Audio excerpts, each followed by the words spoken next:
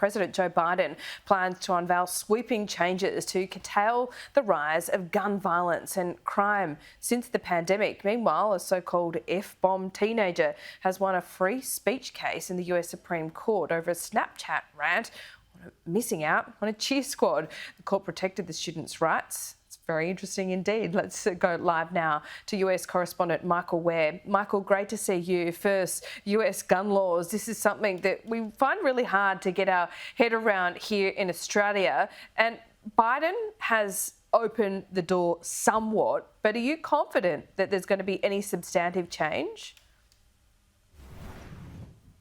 Look, the sad answer to that is that in most likelihood, no. There probably won't be a lot of movement on this issue.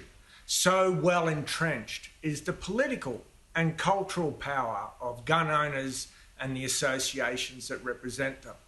But, you know, and what you say is so correct. It's so hard, I think, for Australians to get our heads around this kind of gun violence because there is a pandemic of gun violence here in America. So much so that President Joe Biden gathered a roundtable conference today of mayors and police chiefs and other officials to sort of brainstorm and to take a measure of just how dire the crisis is. And let's have a look at that crisis.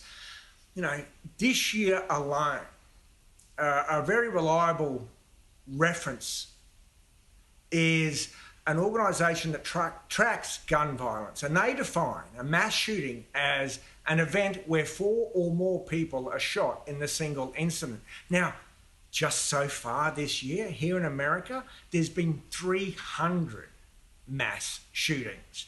342 people have been killed in them, and 1,300 have been wounded in those incidents.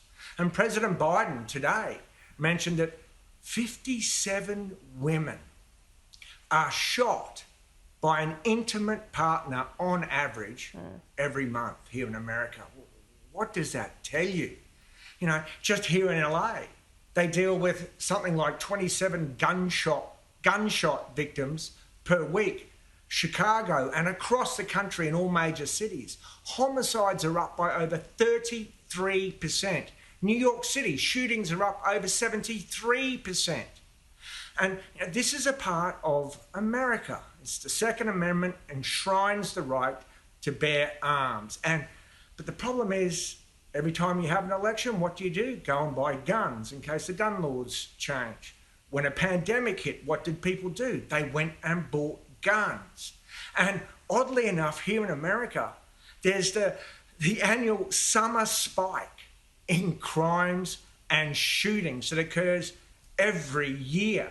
So President Biden has unveiled a plan where he wants to free up, or is freeing up, COVID relief money to pay for more police, to pay for overtime, to fund prevention programs, and to hunt rogue gun dealers who aren't following the law, and as the president said, are merchants of death who are putting these weapons in the hands of the wrong people. Now, President Biden has called on Congress to act to close so many loopholes in the legislation that covers guns, but I think those calls are most certainly to go unheard.